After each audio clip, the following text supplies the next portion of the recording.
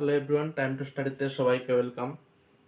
আজকে জিওগ্রাফির দ্বিতীয় ক্লাস এবং ভারতের জাতীয় উদ্যানের পার্ট 2। ভারতের জাতীয় উদ্যানের পার্ট 1 যে ক্লাসটি নিয়েছি তোমরা সকলেই দেখে নিও, ঠিক আছে?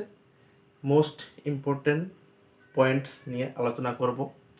ভারতের জাতীয় উদ্যান থেকে তোমাদের সমস্ত পরীক্ষাতেই কোশ্চেন এসেই থাকে, ঠিক আছে? আপকামিং ডাব্লিউবিপি, কেপি এবং ক্লার্কশিপ পরীক্ষার জন্য খুবই গুরুত্বপূর্ণ এই ভারতের জাতীয় উদ্যান, ঠিক আছে? এটা তোমরা স্ট্যাটিক জিকের মধ্যে ফেলতে পারো, ঠিক আছে? স্ট্যাটিক জিকের দিক থেকে এই টপিকটি খুবই ইম্পর্টেন্ট, ঠিক আছে? চলো ক্লাসটি শুরু করা যাক। দেখো, আমি পয়েন্টগুলো লিখে নিয়েছি, আমি স্টেট ওয়াইজ লিখে নিয়েছি। আমি আগের যে ক্লাসটা নিয়েছিলাম পার্ট 1, সেখানেও আমি স্টেট ওয়াইজে বিভিন্ন জাতীয় উদ্যানগুলো বলে দিয়েছি, মানে কোন রাজ্যে কোন জাতীয় উদ্যান আছে সেটা লিস্ট আকারে দিয়েছি এবং আজকেও একইভাবে দিয়েছি। আমি চ্যাপ্টার ভিত্তিক ক্লাস শুরু করেছি তোমাদের ডাব্লিউপি এবং কেপিকে লক্ষ্য করে, তাই তোমরা চ্যানেলটি অবশ্যই সাবস্ক্রাইব করে পাশে থেকো, ঠিক আছে?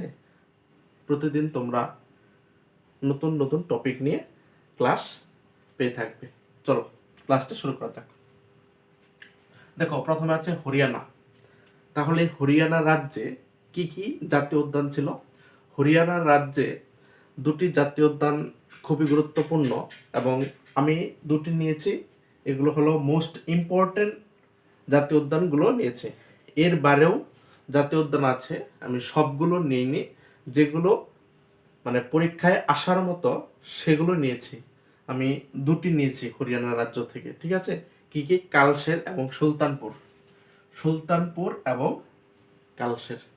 তাহলে প্রশ্ন এভাবে আসতে পারে, সুলতানপুর জাতীয় উদ্যানটি কোন রাজ্যে অবস্থিত?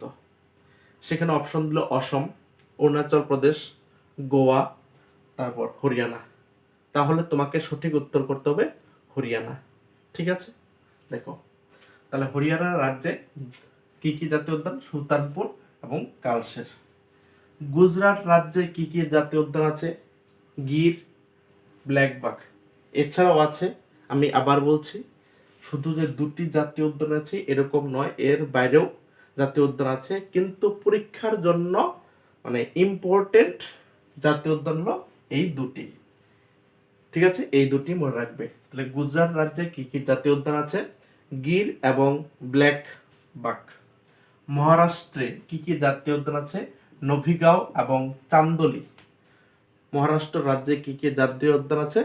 নভিগাঁও এবং চান্দোলি। তারপর দেখো, তামিলনাড়ু রাজ্যে কি কি আছে? আন্নামালাই এবং মেরিন। আন্নামালাই এবং মেরিন। অন্ধ্রপ্রদেশ রাজ্যে কি কি আছে? পাপিকোন্ডা এবং শ্রী ভেঙ্কটেশ্বর। উড়িষ্যা রাজ্যে আছে Bhitarkanika, Similipal. Very very important, পরীক্ষায় আসে ভিতরকণিকা জাতীয় উদ্যানটি কোন রাজ্যে অবস্থিত? সঠিক উত্তর হবে উড়িষ্যা। অরুণাচল প্রদেশে কি কি আছে? নামদাফা, ভেরি ভেরি ইম্পর্টেন্ট, ঠিক আছে? ভিভিআই। তারপর মৌলিং। বিহার রাজ্যে কি জাতীয় উদ্যান আছে? বাল্মীকি। এবং নাগাল্যান্ড কি আছে? ইনটাকি। ইনটাকি, নাগাল্যান্ডে আছে ইনটাকি। এবার সেই মণিপুর। মণিপুর রাজ্যে আছে কেইবুল লামজো। আমি আগের দিনও এটা বলেছিলাম, কেইবুল লামজো এই জাতীয় উদ্যানটি হলো একমাত্র ভাসমান জাতীয় উদ্যান। তাহলে একমাত্র ভাসমান জাতীয় উদ্যান কোথায় অবস্থিত? মণিপুরে অবস্থিত। এবং একমাত্র ভাসমান জাতীয় উদ্যানটির নাম কি? কেইবুল লামজো। এবং কি আছে? শিরোই। তাহলে মিজোরামে কি জাতীয় উদ্যান আছে? মুরলেন এবং ব্লু মাউন্টেন। মুরলেন, ভেরি ভেরি ইম্পর্টেন্ট, ঠিক আছে? মুরলেন। মেঘালয়ে কি আছে? নকরেক। সিকিমে আছে কাঞ্চনজঙ্ঘা। কাঞ্চনজঙ্ঘা জাতীয় উদ্যানটি কোথায় অবস্থিত? সিকিমে। গোয়াতে কি অবস্থা? মোল্লেম। গোয়াতে কোন জাতীয় উদ্যান অবস্থিত? মোল্লেম। ঝাড়খণ্ডে আছে বেতলা।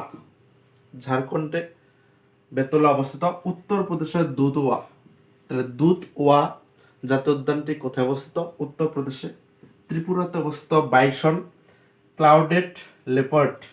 এবং ছত্তিশগড়ে অবস্থিত ইন্দ্রাবতী এবং কাঙ্গের ভ্যালি, ঠিক আছে? আমি এই দুটি ক্লাসেই ভারতের জাতীয় উদ্যান সম্পূর্ণটা কভার করে দিলাম, পার্ট 1 এবং পার্ট 2। তোমরা কি করবে, মানে পার্ট 1 এবং পার্ট 2টা তোমরা খাতাতে নোট করে ফেলো, ঠিক আছে? মোস্ট ইম্পর্টেন্ট এটা, ঠিক আছে?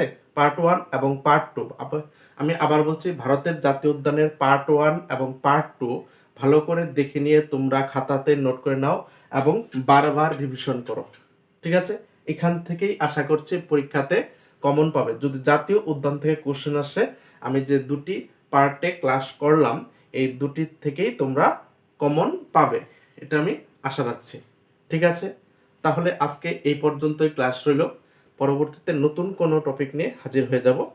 আর তোমরা অবশ্যই চ্যানেলটি সাবস্ক্রাইব করে রাখো এবং ক্লাসগুলো বন্ধু বান্ধবদের মধ্যে শেয়ার করে দাও, ঠিক আছে? Thank you.